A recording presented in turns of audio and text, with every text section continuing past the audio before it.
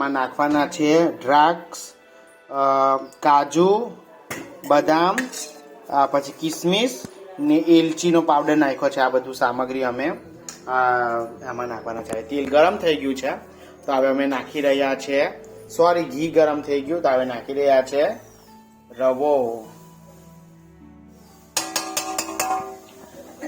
હવે અમે બરાબર શેકીએ અને બરાબર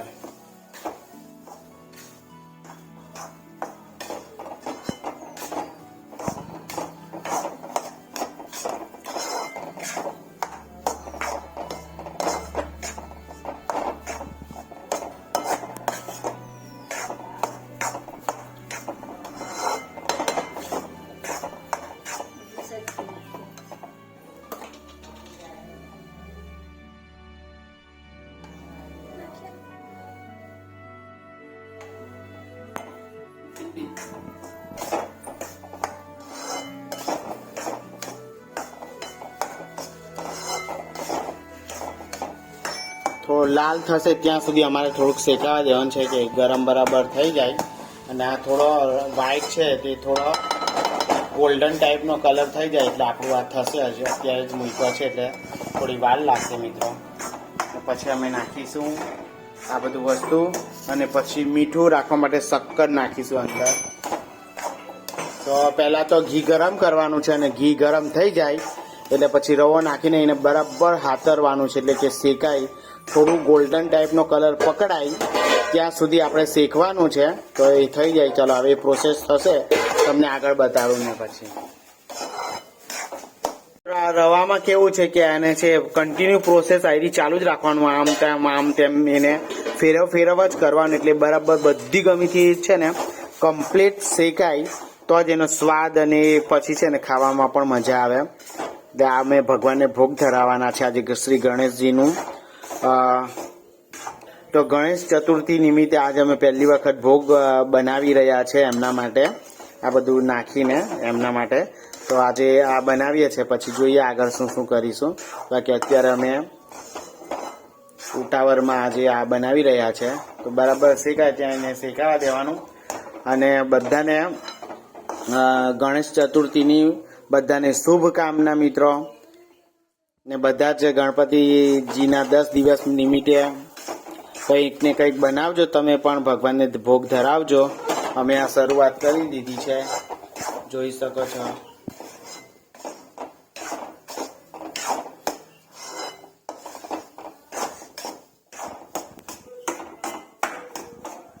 બતાવી દેમ તો જોઈ શકો છો મિત્રો, અમે દૂધ ગરમ કરીને મૂકી દીધું હતું. તો આ દૂધ છે, હવે એ છે. હવે આપણે શક્કરની પણ જરૂર પડશે. તે શક્કર આની અંદર છે, આપણે કાઢી લઈએ. તો જોઈ શકો છો મિત્રો, આની અંદર અમે શક્કર પણ મૂકી રાખી છે, 2 પેકેટ છે. તો આ બધી વસ્તુ યુઝમાં લેવાના છે.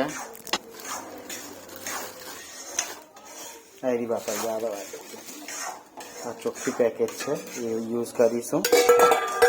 જોઈ શકો છો મિત્રો. અને આ કન્ટિન્યુ ફેરવ જ કરવું પડે એટલે હાથ દુખી જવાની સંભાવના રહી મિત્રો. આમાં હે ને હાથ થોડું દુખે ને તો આમાં ફેરવ કરવું જ પડે, નહીં તો કેવું કે પછી આ બળી જાય એમ. એને એક જ જગ્યા પર રાખે ને તો કેવું ગરમ થઈ જાય એમ ને રવો બળી જાય. તો એ તમારે ધ્યાનમાં રાખવાનું છે ને કન્ટિન્યુ ચલાવતું જ રહેવાનું છે. એમ તો ઘણા લોકોએ બનાવ્યું જ હશે, પણ કોઈ દિવસ જેણે નહીં બનાવ્યું એ લોકોને કહીએ છીએ અમે. બાકી તો બધા બનાવતા જ હોઈએ છીએ.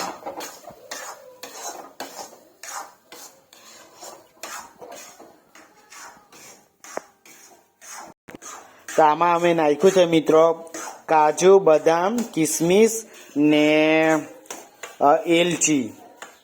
એલચીને કૂટી નાખી છે અને આવી રીતના મિક્સ.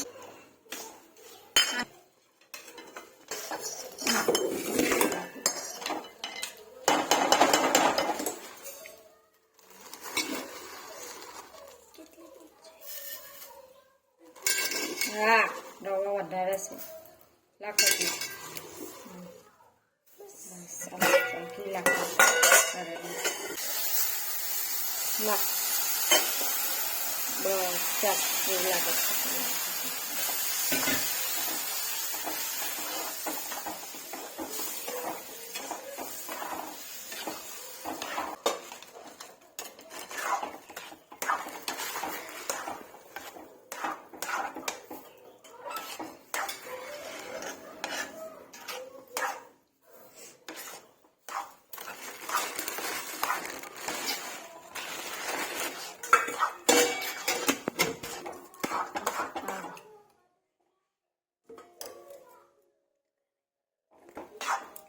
તો જોઈ શકો છો મિત્રો, આને કન્ટિન્યુ પછી આ બધું નાખ્યા પછી કન્ટિન્યુ ચલાવતું જ રહેવાનું છે. આમાં કેવું ચમચો મતલબ ફેરવ્યા જ કરવાનું એમ એવું છે. આમાં નાખો ફેરવો, નાખો ફેરવો, નાખો ફેરવો, એટલે એ બળી નહીં જાય ને એના માટેની આ પ્રોસેસ છે એ કન્ટિન્યુ કરવાની છે.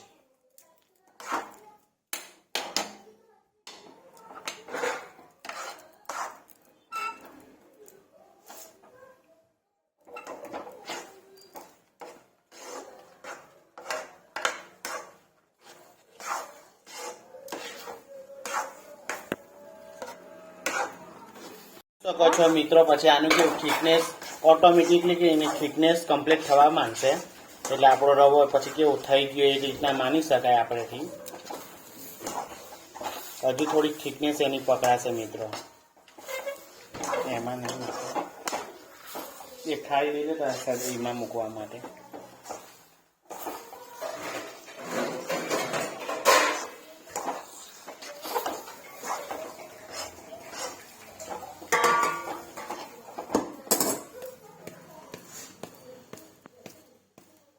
જો આ તેલ છૂટું ઘી છૂટું પડવા માંડ્યું મિત્રો, એટલે સમજવાનું કે હવે રવો આપણો થઈ ગયો.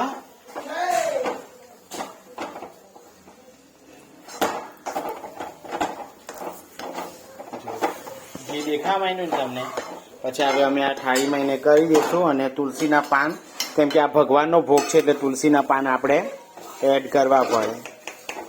5 પાન અમે તુલસીના રાખ્યા છે, કેમ કે ભગવાનના કામમાં પાન.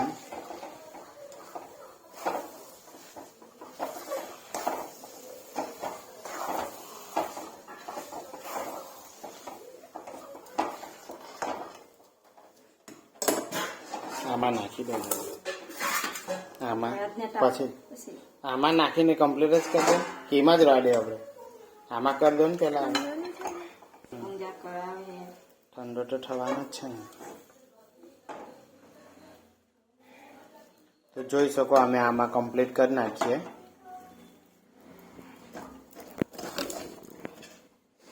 આપણું સ્ટીલ હોય આટલું તે લઈ લેવાનું.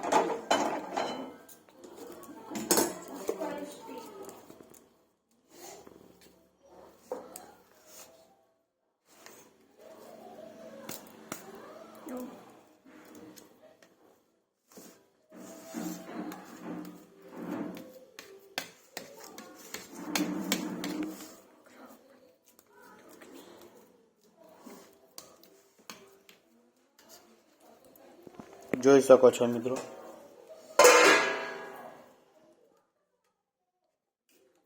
આ ભગવાનનું છે એટલે છે ને ડાયરેક્ટ ભગવાનને ધરશે. મિત્રો હવે અમે તુલસીના પાન મૂકી રહ્યા છે, ભગવાનના ભોગ માટે છે.